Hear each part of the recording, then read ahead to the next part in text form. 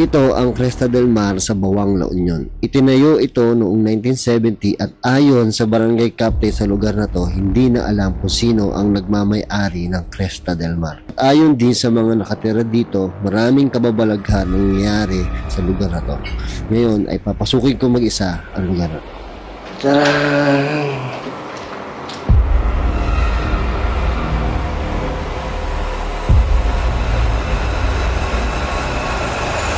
Wala po ba si Les? It's unknown.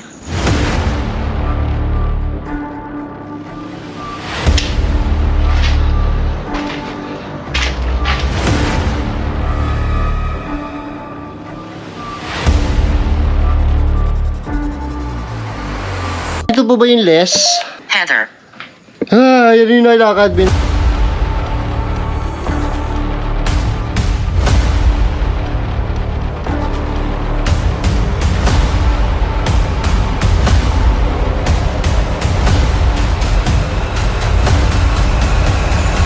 Teresa, bababa na po ako.